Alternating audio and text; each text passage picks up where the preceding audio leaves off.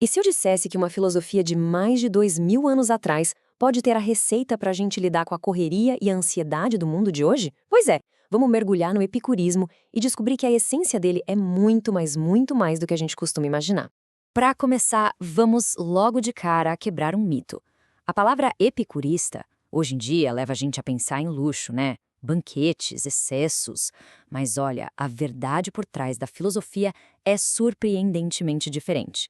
A pergunta que fica é, o que, afinal de contas, é essa tal felicidade epicurista?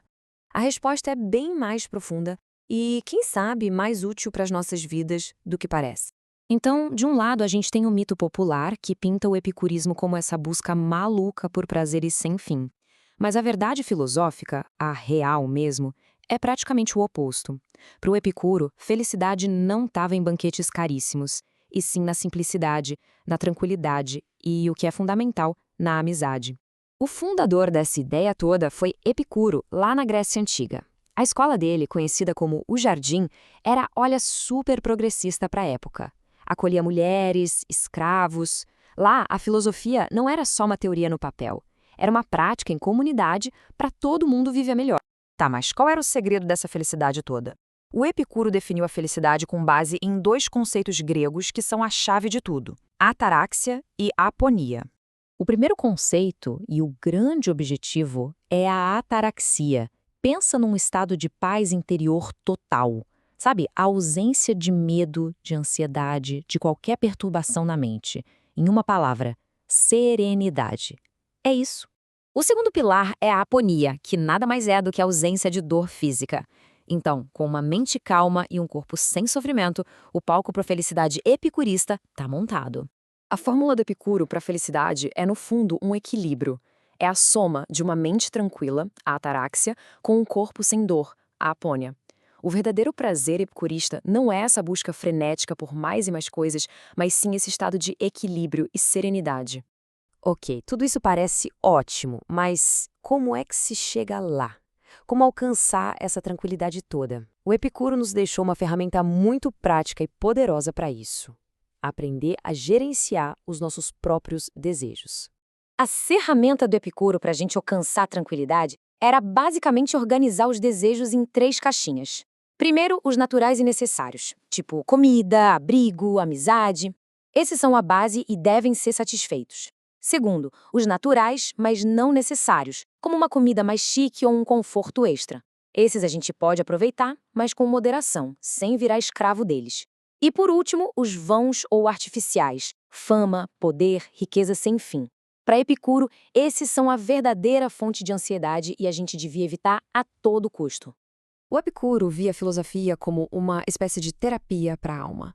E como um bom médico, ele prescreveu o que ficou conhecido como tetrafarmacum, ou o remédio quádruplo. A receita dele busca curar os 4 maiores medos que a gente tem.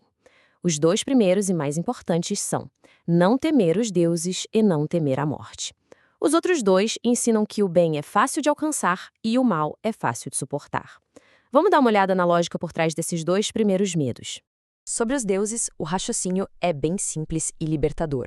Se eles existem, eles vivem num estado de perfeição.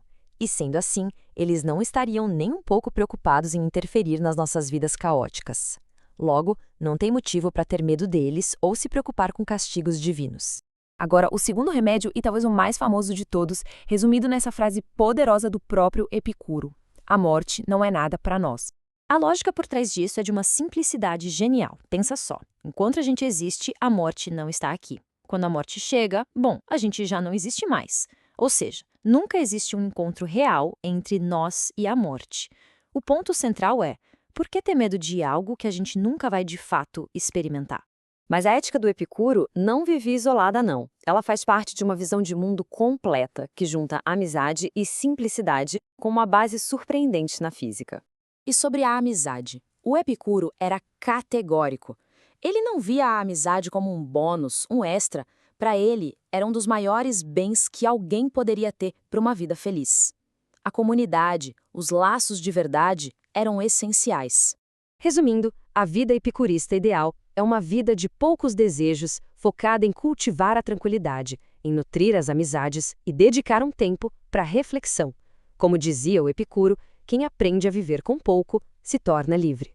E o mais curioso é que toda essa ética tinha uma base física. O Epicuro era um atomista. Ele acreditava que tudo no universo, inclusive a nossa alma, é feito de átomos. Ao tirar a necessidade de explicações sobrenaturais para o mundo, essa visão materialista ajudava a eliminar o medo e reforçava uma abordagem mais racional da vida. Então, para a gente amarrar tudo, a felicidade para o epicurismo é a tranquilidade.